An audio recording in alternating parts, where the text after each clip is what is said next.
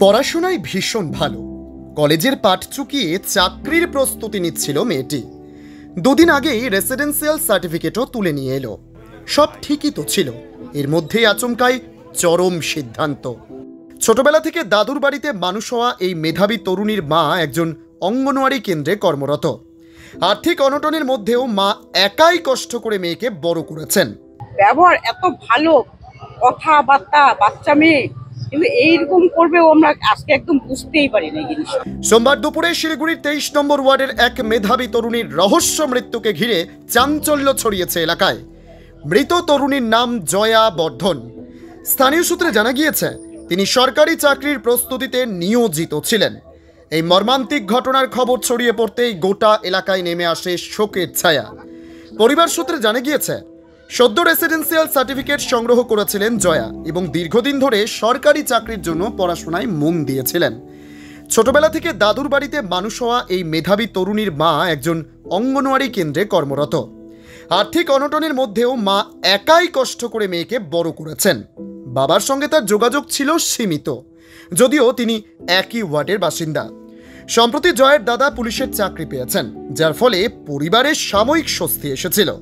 তবে কী কারণে এমন চরম সিদ্ধান্ত নিতে বাধ্য হলেন জয়া, তা এখনও স্পষ্ট নয়। পুলিশ সূত্রে জানা গিয়েছে মানসিক চাপে থাকা বা ব্যক্তিগত সমস্যার সম্ভাবনাও খতিয়ে দেখা হচ্ছে। ময়নাতদন্তের জন্য মৃতদেহ পাঠানো হয়েছে। ঘটনার তদন্ত শুরু করেছে শিলিগুড়ি মেট্রোপলিটন পুলিশের সংশ্লিষ্ট থানার আধিকারিকরা। জয়ের অকাল মৃত্যুতে শোকস্তব্ধ এলাকাবাসী ও পরিজনেরা।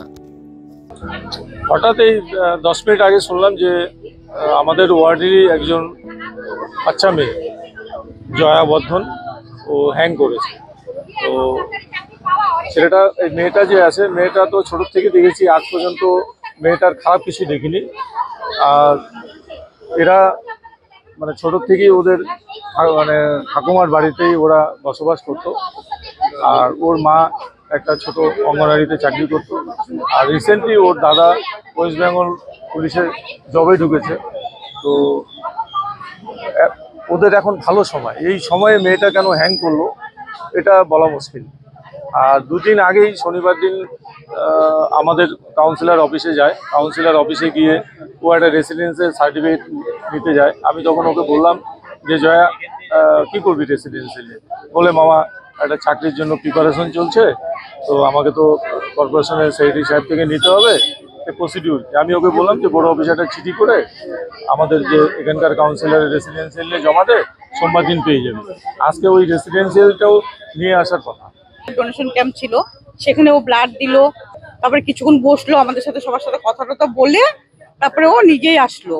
আবার বিকালবেলার দিকেও বললাম কেমন কিরে নয়না শরীর কেমন আছে, বললাম মামি আমি এখন পুরো ফিট, এই কথাটুকুই বললো। আর আমার সাথে তো আর কোনো কথা হয়নি। কিন্তু আজকে এরকম ঘটনাটা ঘটবে সেটা বুঝতে পারি। কিন্তু মেয়েটা খুবই ভালো, ওর নামে ও পাড়ায় বন্ধু বান্ধব পুরোর সাথে মিশে না, ভাই বোন মা ওরা কারোর সাথেও যায় না। আবার কোথাও গেলে আমাদের সাথে একসাথে আমরা প্রোগ্রামে যাই, কিন্তু ওর কোনো মানে ইসে নাই। কিন্তু ব্যবহার এত ভালো।